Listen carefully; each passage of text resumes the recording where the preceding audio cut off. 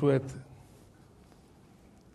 zuen ustez zein diren animalien artean lasterkari honenak, ze esango zenukete?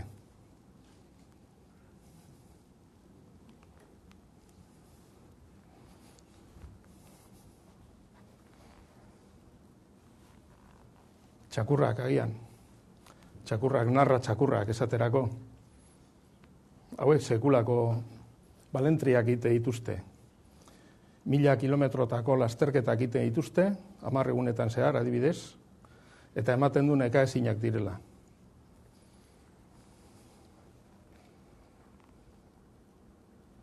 Edo zaldiak.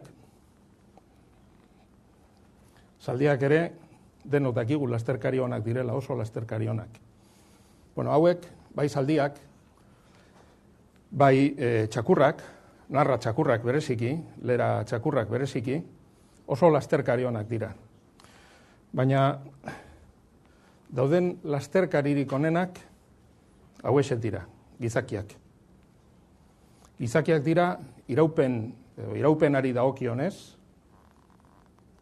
denbora gehien eta kilometro gehien egin ditzaketen lasterkariak. Nik aitortu behar dizuet, hau jakin izan nuenean harrituta geratu nintzela, betitik pentsatu dudalako zaldiak zirela, edo bestela, txakurrak zirela, erresistenteenak, erresistentzia mailarik altuena zutenak, ez, gizakiak dira. Orain aurkeztuko dizkizuet hemen datu batzuk,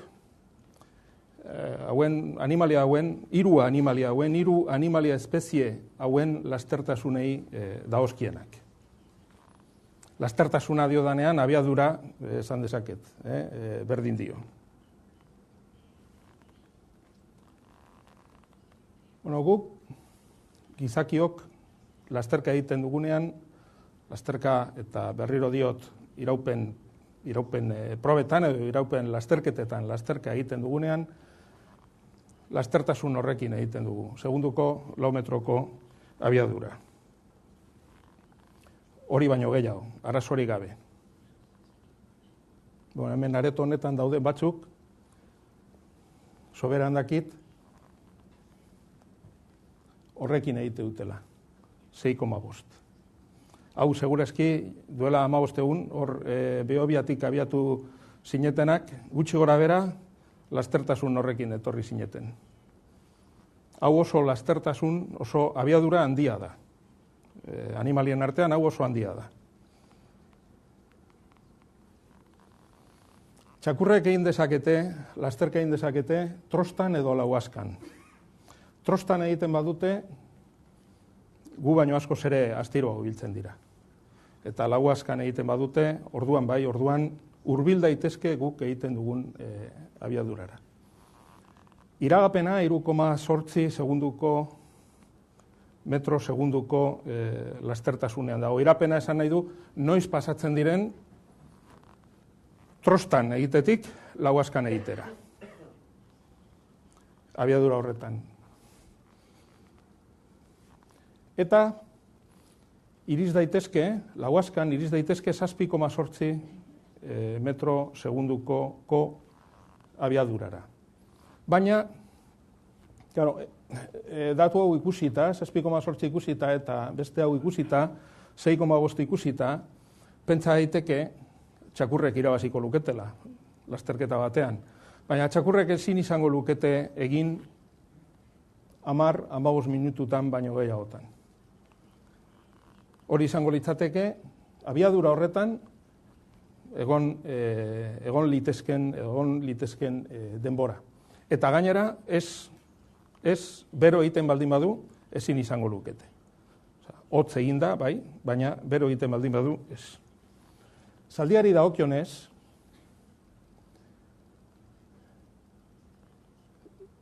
lauaskan doanean, lastertasun honekin doa. Ia 9 metro segunduko. Baina, txakurrarekin gertatzen den bezala, honek 10 kilometro egin dezake horrela, abiadura horrekin. 10-15 minutu, gehiagorik ez.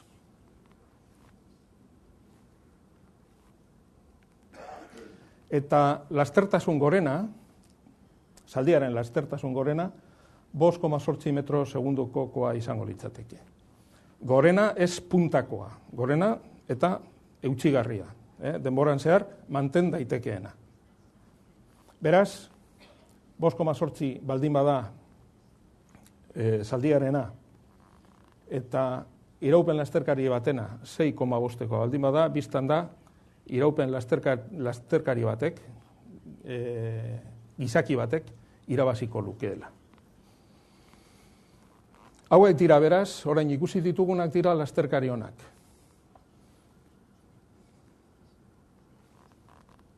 Hau, txinpantze bat da. Hau lasterkari txarra da, oso txarra.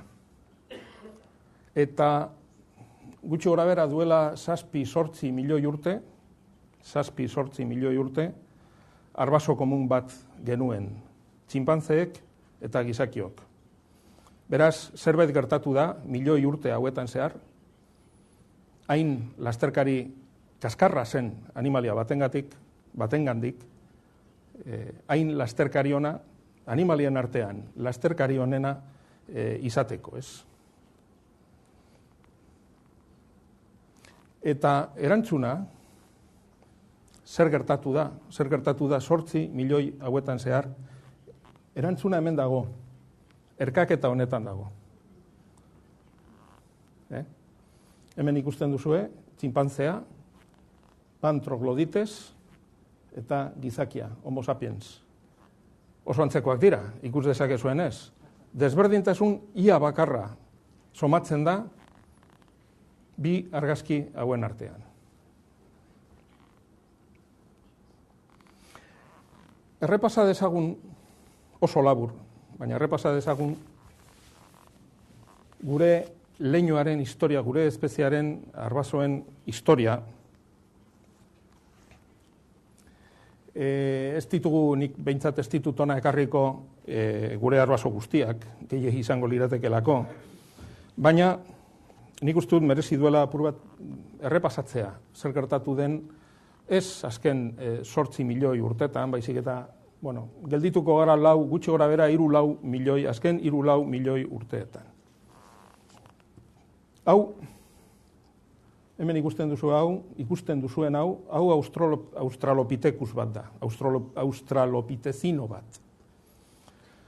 Hau ez da lehen australopithecinoa, beste bat edo beste batzuk zeuden, hau baino lehenago. Baina hemen ikusten dira ezaugarri batzuk gizakiari edo gizaki modernoari dagozkionak, segurazki nik esango nuke ezaugarri bakarra, hau oinbitakoa da, bipedoa da, hau hasi da horrela ibiltzen, ni ibiltzen nahi naizen bezala, eta bere aurrekoak gehienak ziren antza gehiago zeukaten txinpantzearekin. Baina bestela, larruazalari erreparatzen baldin badiogu, hemen oso ondo ikusten da, edo hemen, biztan da, honek antza handiagoa duela txinpantzearekin gurekin baino. Hauek lurrean bizi zirenean, Afrikako ekialdean bizi zirenean, hauek Afrikako ekialde hegoaldeko jatorria dute, orduan aldaketa klimatiko bat hasi izan gertatzen. Eta aldaketa klimatiko horrek azalduko digu gero, ez orain, gero, nola sortu zen espezie hau, nola sortu ziren australopithecinoak, eta azkenean nola sortu zen gizakia bera ere. Milioi bat urte geroago, espezie honekin aurkitzen gara, hau Homo ergaster da, hau, jakina, guk ez dakigun nolakoak ziren, guk dauzkagunak dira ezur astarnak, gehiagorik ez, baina ezur astarn hoietatik, irudi hauek atera dira. Ez dira egiazkoak, baina pentsatzen dugu nahiko antzekoak izango liratekela, ez? Hemen ikusten dugu, hauen larrua zala, desberdina dela. Honek, aurrekoarekiko, larrua zala ilajea, hobeto esan, ilajea galdu du. Hori da desberdintasun nagusiena. Bestalde batetik, Homo ergaster, homo da, homo generokoa. Horrek esan nahi du, gure antza handia duela. Gu bezala ibiltzen da, eta esan dezakegu oraindik aurpegian Aurpegiaren ezaugarriek oraindik dituzte lehenengo australopitezinoen ezaugarriak, baina bestela gorpuzkerari dagokionez, ja, besoak laburragoak dituzte, hanka luzeagoak, eta askoz ere antza handiagoa dute gero etorriko ziren homoren beste espezieekin. Eta hauek dira, azken milioi urteotan izan diren homo espezie nagusiak, segurazki ere. Alde batetik, Homo rhodesiensis, hau gaizki idatzita dago, bazpada inor konturatu den rhodesiensis HD-ren ostean doa. Homo rhodesiensis, ikus dezakezuenez gure antzandia dauka honek, oraindik ez da guztiz Homo sapiens bat bezalakoa, baina oso antzandia du, eta Homo neanderthalensis, hauek batera bizi izan ziren, hau Afrikan eta hau Europan. Eta orain dakigu gainera gure espezia honekin gurutzatu zela, beraz, noraino garen espezie desberdinak ere, zalantzagarria da.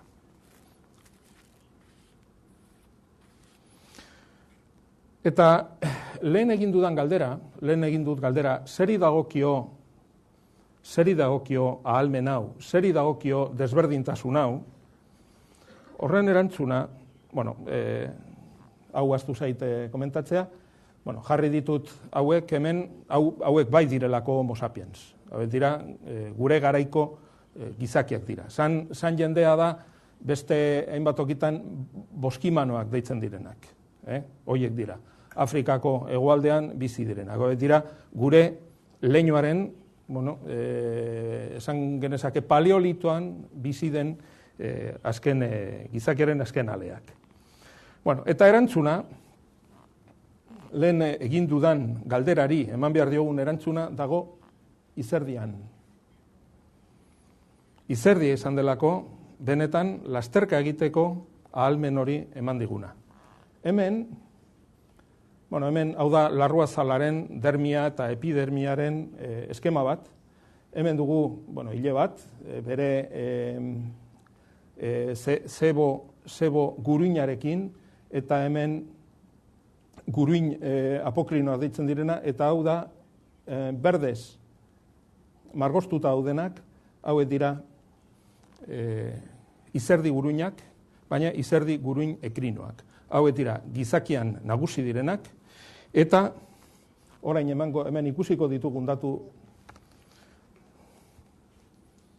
honetan ikusi ahal izango dugunez, zentimetro kuadroko 500-600 hau bezalako izerdi gurin dauzkagun, guztira gorputz batean, nirea bezalako gorputz batean, 2-5 milioi, eta ekoizpena, ohiko egoera batean, 0,3-0,5 litro eguneko izaten da. Ideia bat egiteko, gernu ekoizpena parametro hauen artean, balio hauen artean dago, beraz, azkenean guk dozein gizaki galtzen duen ur volumen guztitik, laurden bat izerditan galtzen du, eta 3 laurdenak gernuan. Hau, honek ematen digu gernuaren garrantziaren ideia bat. Baina, hauek bezalako lasterkariengan pentsatzen baldin badugu, orduan izerdi ekoizpen hori biderkatzen da, eta heltzen da 6-15 litro eguneko balio batera. Balio tarte batera, gorpuzkeraren arabera eta jarduera mailaren arabera. Baina dozein kasutan, ikusi ahal izan dugunez, sekulako balio garaia da. Eta hemen dator, azaltzen ari naizen historia honetan, oso datu garrantzitsua. Izerdi guzti hori zertarako delako. Izerdi hori ez dugu ekoizten ezertarako ez. Izerdi hori ekoizten dugu osteko, gorputza osteko. Eta izerdi volumen honek ahalmena du gure energia kontsumoa bi bider osteko. Beste modu batera esan da, guk egun batean kontsumitzen dugun energia bider 10 aldiz galdezakegu izerdiak ahalbidetutako oste efektuari esker.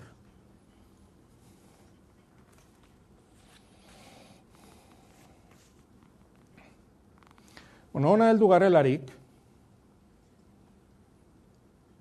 argi dago,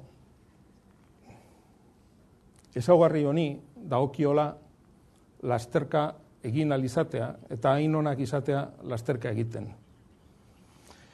Lehenago txakurraren datua komentatu ditudanean, uste dut argi utzi dudala, txakurrak ezin duela 10-15 minutu baino gehiago lasterka egin, hain zuzen ere, eta esan dizuet, eta hori egiten baldin badu, hotza egiten baldin badu, egin dezake.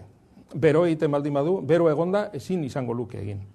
Zeren, erresistentzia edo iraupen lasterketari edo korrika egiteari dagokionez, muga nagusia ez da metabolikoa. Muga ez da zenbat energia daukagun, jakina, energiarik ez badugu ezin dugu korrikarik egin.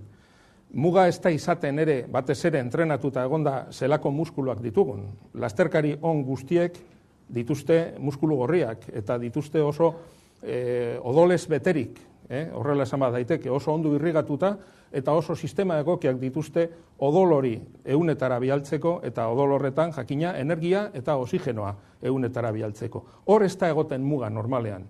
Muga egoten da beroan. Eta uste dut gainera aurreko Behobia lasterketan horixe izan zela askoren arazoa. Oso okerrez banago, 100 baino gehiago izan ziren ospitalera joan behar izan zutenak bero kolpe batengatik. Beroa izaten da, kasu hauetan, muga nagusia. Eta horregatik beroa delako muga nagusia, iraupen lasterkari izateko, horregatik izerdiak hemen betetzen duen papera da hain importantea. Errepasa dezagun homininoen evoluzioa. Ulertzeko nola gertatu den hau. Bueno, irudi honetan, nik ez dut oso ondo ikusten, baina betaurrek hori gabe etorri naiz, eta orduan ez dakit arazoa nirea den ala irudiarena. Baina, bueno, hemen ikusten da zer gertatu zen Afrikako ekialdean, Afrikako ekialde hegoalde horretan, eskala uste dut azten dela -4 milioi urtetan, bai, duela 4 milioi urte, zer gertatu zen planetako alde horretan. Bueno, hemen honek azaltzen du, adierazle bat da, bioadierazle bat, biomarkatzaile bat. Bueno, honek adierazten du, alde horretan, oianak desagertu zirela, desagertuz joan zirela. Eta gero eta, denborarekin gero eta arbol gutxiago zegoela. Horrekin batera, hori izan zen hasieran aipatu dudan aldaketa klimatiko horrengatik, horren ondorioz. Honekin batera, bobidoen fauna ugaritu egin zen.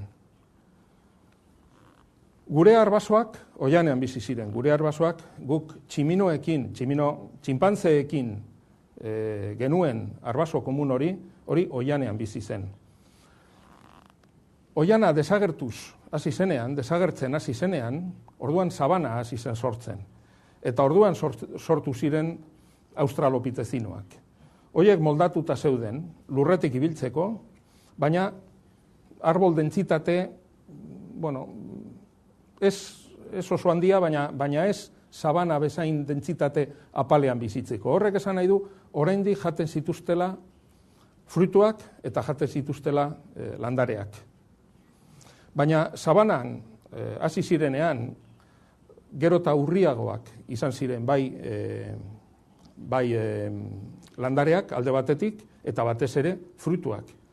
Baina horren ordez edo horren truke gero eta ugariagoak izan ziren bobidoak. Eta horrek esan nahi du gero eta ugariago izan zela beste erabateko janaria. Australopitezinoak hasi ziren orduan haragia jaten. Eztabaida bat egonda, adituen artean, ia haragi hori sarraskia zen, ala harrapakin bizirik ote ziren, baina segurazki denetarik jaten zuten eta ahal zuten guztia jaten zuten. Bueno, prozesu hau, hemen ikusten ditugu australopitezinoak, gutxi gora bera fenomeno honen hasieran, gero hemen sortzen dira parantropoak desagertu dira dagoeneko, hauek ziren landare jaleak, herbiboroak oraindik, baina hemen, gutxi gora bera aldaketa hori gertatzen denean, ikusten duzu hemen gero eta bobido gehiago dagoen alde honetan, eta gero eta landare, mota jakin bateko landareak ugaritzen direnean, orduan sortzen da homo generoa. Sortzen dira homo habilis eta sortzen da lehen ikusi dugun homo ergaster. Eta hauek dira sabanan janaria bilatzen hasten direnak eta hauek dira pasatzen direnak herbiboro izatetik, ohia herbiboro huts izatetik, orojale izatera edo orojale sarraskilale harrapari izatera. Gau, zer gertatzen da? Oianean bizi ziren bitartean, babestuta zeuden, babestuta eguzkitik. Oiana desagertzen denean, eguzkiak berotzen du sabana, hori alde batetik. Beste alde batetik, hauek mugitzeko, lekuz aldatzeko behar handiagoak dituzte. Gauza bada, oian batean bizitzea, arbolen artean, adarren artean, eta han hemenka harrapatzen dituzten, lortzen dituzten frutuak jatea, eta beste gauza bada, alde batetik, harrapakarien gandik ies egin behar izatea, sabanan harrapakariak bazirelako, eta beste alde batetik, harrapakinak harrapatu behar izatea. Orduan, horregatik hasten dira, gehiago mugitzen toki batetik bestera. Horrek bultzatzen du, noski, oin bitan ibiltzea, bipedalismoa deitzen dena. Horrek abantaila nabarmenak ditu. Abantaila nabarmenak, beroari edo eguzki irradiazioari horrela errazago ekiditen zaiolako. Baina hori etzen nahiko izango, gorputza hosteko mekanismo eraginkor bat izan ez balute. Eta gorputza hosteko dagoen mekanismo eraginkor bakarra ura lurruntzea da. Guk ezagutzen ditugun animalia gehienak hori egiten dute atzantzen. Arnaz azaleren gainetik airea mugiarazten. Hori da txakurrek egiten duten, adibidez. Egiten dutenean. Eta animalia gehienek horrela osten dira. Hori, sabanan, Afrikaren erdian, bizi zen espezie batentzat etzen nahikoa. Eta etzen nahikoa lasterka egin behar bazuen. Harrapakinen atzetik ibili behar bazuen, eta harrapakarien gandik ies egin behar bazuen. Orduan, sortzen da izerdiaren mekanismoa. Zer gertatzen da, izerdiaren mekanismoa eraginkorra da, edozein kasutan, baina ilaje dentsua eukita, eraginkortasun hori askoz ere txikiagoa da, askoz ere apalagoa da. Arrazoi batengatik, gauza bat delako ura, izerdia, gainazalaren gainean, hemen, larrua salaren gainean lurruntzea, eta beste gauza bat, eta oso desberdina, hileetan, nik ez daukat bat ere, baina zuek pentsa ezazue, hile baten lurruntzea. Hiletan lurruntzen den izerdiak, bai osten du, horrek osten du hilea, baina horrek ez du ondo osten larrua zala. Larrua zalan gelditzen dena aldiz, bai. Orduan, hau guztia elitzateke ulertuko, hau guztia elitzateke eraginkorra izango, ilaje dentso hori mantendu izan balitz. Eta horrek bultzatzen du orduan, ikuspuntu evolutibo batetik, ilajea galtzea. Beraz, hasieran egin dudan galdera, zeri dagokion gizakien ahalmen handi hori, lasterka egiteko ahalmen handi hori, erantzuna, hemen dago, ilajean.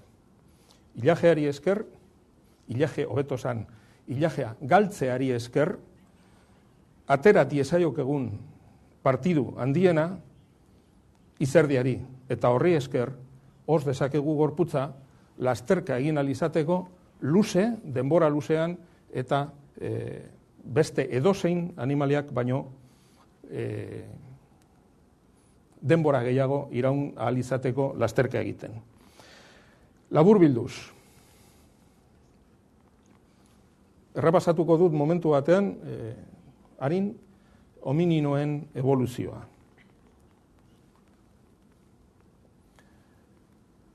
Hasi zenean australopitezinoen historia, esan dizudan bezala hauek bipedoak ziren, guk bezala. Horrek sabanan ematen die abantaila bat. Abantaila da urrunera begira dezaketela. Hori sabanan importantea da, lehenago aipatu ditudan arrazoiengatik, hau da, ehiztariak direlako alde batetik eta ehiztatuak izatea nahi ez dutelako. Horrek gainera eskuak libre uzten ditu. Eta eskuak hortik aurrera bihurtzen dira doitasun handiko pintzak. Horrek dakarren guztiarekin. Kontuan hartu behar dugu, lehen ikusi dugun homo generoaren historia horretan, homo ergaster, oso okerrez banago homo ergaster, homo habilis direla tresnak, arrizko tresnak egiten dituzten lehen hominidoak. Horrek, ez da horrek dakarrela, baizik eta horrekin batera gertatzen da jakialdeketa bat. Hasieran esan dizuedan bezala, gure arbaso horiek, oianean bizi ziren horiek, batez ere landare jaleak ziren. Sabana kolonizatzen hasten direnean, hasten dira beste mota askotako janariak jaten, eta horrela bihurtzen dira oro jaleak eta sarraski jale ehiztariak. Aipatu dizkizuedan ezaugarri esker, zutik ibiltzea alde batetik, eta irradiazioa, eguzkiaren irradiazioaren eragina mugatzen duelako,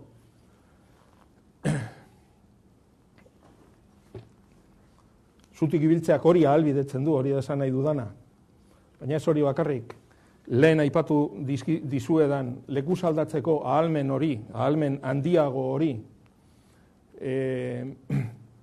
posible da ibiltzeko eta lasterka egiteko erraztasun handiago dutelako, eta hau erraztasun hau alde batetik anatomikoa da, gure gorpuzkera ondo diseinatuta hauelako horretarako, baina beste alde batetik aipatu dizuedan izerdiaren mekanismo, oste mekanismoari esker distantzia luzeak korritu daitezkelako, eta horrek guztia ematen du baliabide gehiago eta baliabide hobeagoak ustiatzeko aukera.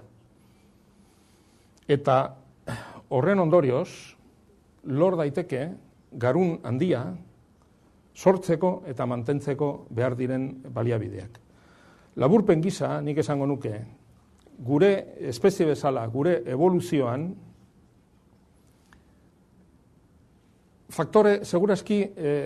jatorrizko faktore bakarra bultzatu dela, bakarra edo gutxi, faktore gutxi bultzatu dute iragapen hori, oianetik sabanarako iragapen hori, aldaketa klimatiko bat eta horrekin batera etorritakoa. Baina gero horrek ekarri dituen aldaketa anatomiko eta fisiologiko guztiak oso konplexuak izan dira, eta batzuk ezin dira ulertu besteak kontuan hartu gabe. Askotan gogoratzen dugu garunaren tamainarena, askotan gogoratzen dugu eskuarena, baina gutxitan konturatzen gara, edo gutxitan erreparatzen dugu, adibidez, larrua salaren ezaugarri berezi horretan. Gurea delako, itxastarra esten ugaztun bakarra, ilajerik ez daukana. Eta hori, horrela baldin bada, hain zuzen ere, hori da, gure bilakaeran zehar, bere biziko garrantzia izan duen faktore, presio selektiboa, hautespen presio bezala. Eta hau zen guztia. Eskerrik asko.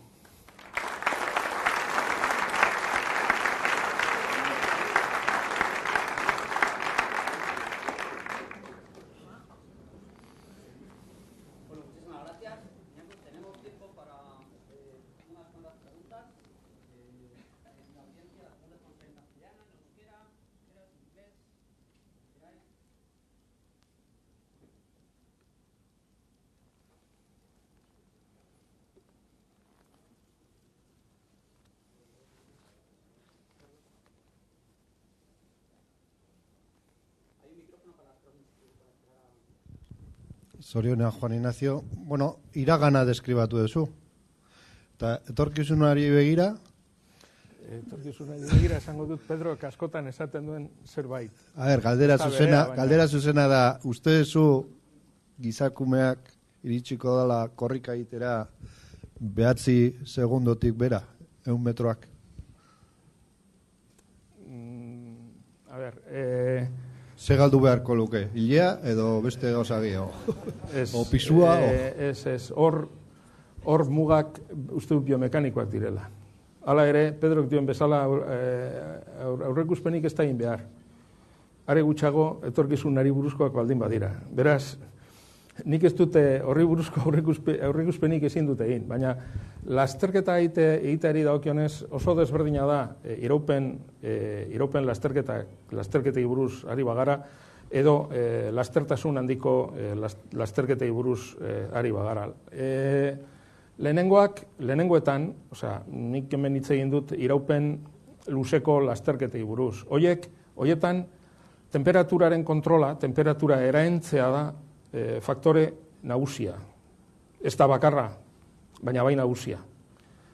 100 metrotako lasterketa baten, hori gutxienekoa ez da inoiz izaten, baina hori ez da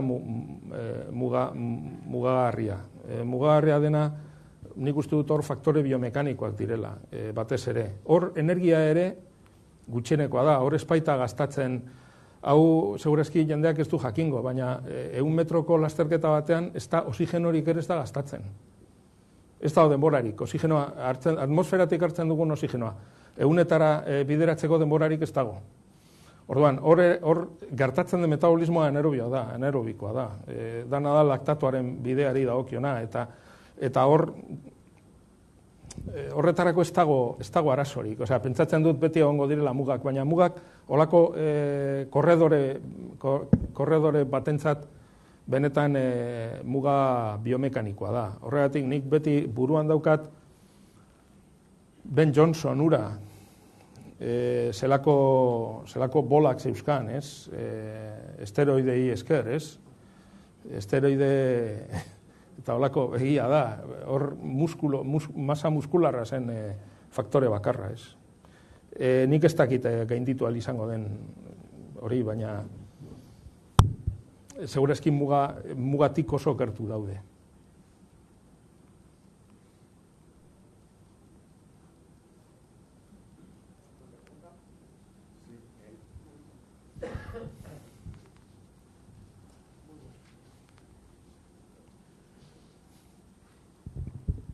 Muchísimas gracias por la estética y el contenido, ¿no? Pero si realmente la sudoración supone un instrumento que favorece, evidentemente, al menos la carrera de largo recorrido, ¿hay alguna evidencia de que haya habido una selección entre aquellas personas que están más capacitadas para hacerlo en menos tiempo, ¿no? Fundamentalmente negros o que tienen la fibra larga de muscular, en la capacidad de secretar el sudor? De hecho, si esto fuera cierto, uno debería observar, además, que debe haber una presión selectiva para seleccionar aquellas especies a lo largo de la evolución que no solo se sudoran, sino que además sudoran más porque tendrían una mayor capacidad de refrigeración. ¿Existe alguna evidencia científica que demuestre que ha habido una selección en cuanto a producción de sudor? Porque, de hecho, es verdad que los datos que nos has puesto tenían un rango muy grande. ¿Se asocia a aquellos que sudan más con mayor capacidad de recorrido de largas distancias? No creo que se haya estudiado eso, no creo que haya ninguna evidencia de eso. El problema con en todo esto es evidente que hay mucho de especulación, porque de la misma forma que antes he dicho que el futuro no se puede predecir, el pasado tampoco lo podemos asegurar al 100% que ha ocurrido de una determinada manera, ¿no? En el caso del sudor, lo que sí sabemos es que ningún otro mamífero utiliza el sudor en la medida que lo utilizan los seres humanos. O sea, por ejemplo, los caballos sudan, pero la mayor parte del sudor de los caballos es de glándulas apocrinas, no de glándulas ecrinas. Es un sudor mucho más sebáceo, con mucho menos poder refrigerante. Yo ahora no tengo en la cabeza ningún animal que sude como nosotros. O sea, esto que se dice sudar como un cerdo, esto es una tontería, porque los cerdos, precisamente, una de sus características es que buscan zonas húmedas para revolcarse. y luego poder refrigerarse con el agua en el que se han revolcado. Yo ahora no tengo en la cabeza ningún animal que tenga una producción de sudor equivalente a la nuestra, porque la mayor parte de los mamíferos lo que hacen es que se refrigeran mediante el jadeo y las aves. Las aves también se refrigeran mediante las superficies respiratorias. El caso más extremo quizás es el del avestruz. Y luego, no hay, que yo sepa, ningún estudio comparativo de la naturaleza que tú comentas. Pero voy a comentar una cosa muy curiosa, y es que tiene que ver con esto. Hay un autor, Sir Robin Lane Fox, un historiador ilustre de la antigüedad, de la Grecia y Roma clásica, sobre todo de Grecia. Él es bueno, pues eso, él es historiador de Grecia, vaya, de la Grecia clásica. Y en su libro más conocido, cuyo título ahora, como es normal, no recuerdo, cuenta una anécdota curiosa, porque resulta que en cierta ocasión, claro, hay modelos que predicen, o sea, que estiman la cantidad de sudor que producimos para determinados niveles de esfuerzo y bajo determinadas condiciones térmicas, ¿no? Bueno, pues con los cálculos que se hacen de la cantidad de sudor que producimos, que yo creo que pueden estar en el tope por encima de los 12 litros seguro, resulta que los remeros que iban en las trirremes tenían que llevar tanta agua, que, o sea, si sudasen aquellas personas como sudamos nosotros ahora, que debieran, las trirremes no tenían autonomía para más de un día de navegación.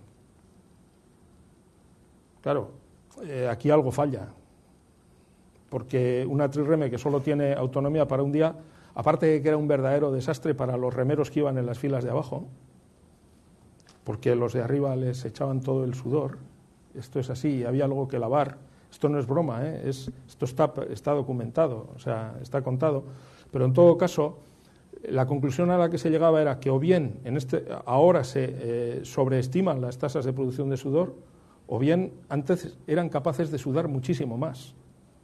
Perdón, de sudar mucho menos haciendo el mismo esfuerzo. Tiene que ver con lo que me has dicho, pero no hay datos a lo que tú te refieres. Otro elemento interesante aquí, que no lo he comentado para no alargarme, es la cuestión de la piel, del color de la piel. Cuando se pierde el pelaje, hay que proteger la piel del sol para evitar no tanto los problemas de cáncer de piel, porque con unas vidas de 30 y tantos, 40 y tantos años en promedio, lo del cáncer de piel era una broma. Era más bien para evitar la destrucción del fólico, de los folatos, ¿no? Y esa es la razón por la que surge la piel oscura, ¿no? Por la que se oscurece la piel. La evidencia, en este caso genética más antigua que hay, por la variante de un gen determinado que está relacionado con el color de la piel, es de hace 1.200.000 años aproximadamente, y se calcula que, bueno, pues aproximadamente en esa época se pierde el pelo, se oscurece la piel. Luego es distinto lo que ocurre cuando ya los seres humanos se van a otras partes del planeta, porque lo de tener la piel oscura empieza a ser un problema. Vamos, está relacionado también con esta historia.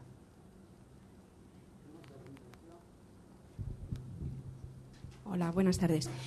Yo quería comentar que hay un cerdo en Baleares, en Mallorca, que es el cerdo negro, que tiene unos apéndices que le salen en el cuello, que es un especial de este tipo de cerdo, que lo relacionan con la regulación térmica, que le permite refrigerarse. Qué bárbaro, es lo que aprende uno. Es fabuloso.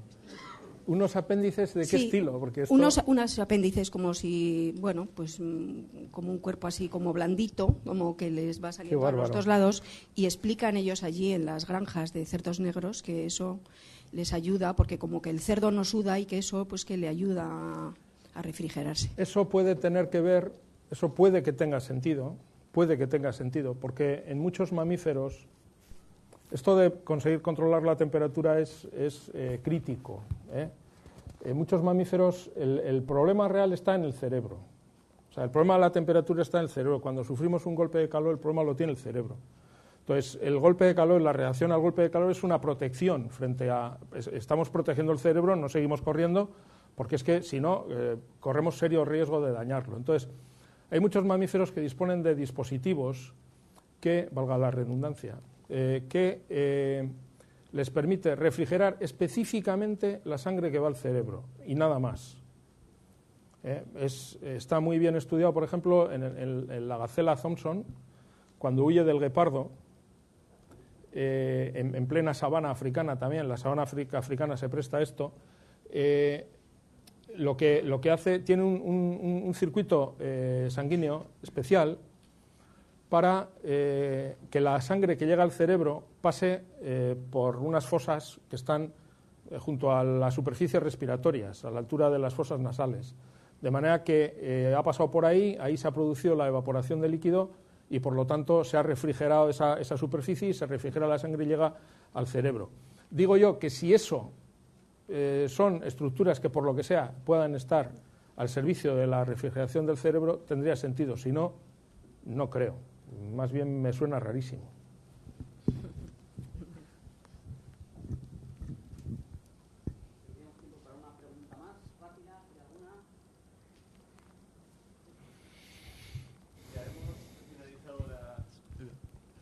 Sí, ¿ya hemos finalizado la evolución como especie humana mediante la medicina o todavía se puede decir que dentro de 100.000 años la especie humana será distinta a como es ahora?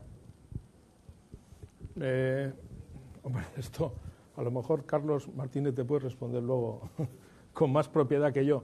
La evolución no ha dejado de operar en ningún momento. Frente a quienes dicen que ahora que no evolucionamos, sí evolucionamos. La especie sigue evolucionando. O sea, hay ciertos rasgos que se han adquirido hace solo miles de años, como por ejemplo la capacidad para digerir leche de adultos. Esta es una capacidad muy reciente, es de hace, y además ha surgido en más de una ocasión en la historia de la humanidad. Tenemos conocimiento de variaciones significativas en ciertos rasgos que se están produciendo en periodos de tiempo históricos. Y esto, a ver, conceptualmente es muy sencillo, porque aquí de lo que se trata es de que haya reproducción, o sea, de que un individuo se reproduzca más que el otro. O sea, que el que tiene un rasgo determinado se reproduce más que otro. Aquel que consigue dejar más herederos con un rasgo determinado, con un rasgo heredable determinado, ese tiene evolutivamente más éxito. Y si ese rasgo, por la razón que sea, es un rasgo que tiene variabilidad y esa variabilidad se hereda, ese va a tener más probabilidad, si le vale de algo, lógicamente, si le va a facilitar luego que se siga reproduciendo más su leño, su estirpe. Entonces, eso va a dar lugar a que se mantenga una presión selectiva y que dé lugar a un cambio que se puede calificar de evolutivo. Por lo tanto, eso seguramente sigue ocurriendo. No hay ninguna razón para pensar que no. Otra cosa muy diferente es que la medicina nos resuelva un montón de problemas y nos permita vivir más.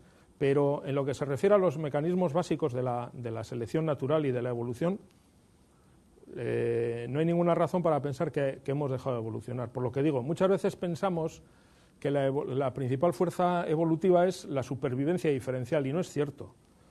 Es mucho más importante la reproducción diferencial que la supervivencia diferencial. O sea, porque esa sí que tiene efectos, términos demográficos, muy superiores. Por lo tanto, yo desde luego a esa pregunta no se puede responder que no. Lo que evidentemente no se puede tampoco es decir en qué dirección. Yo al menos creo que eso sería una temeridad. Yo creo que tenemos que cerrar aquí. Por desgracia, agradecemos otra vez a...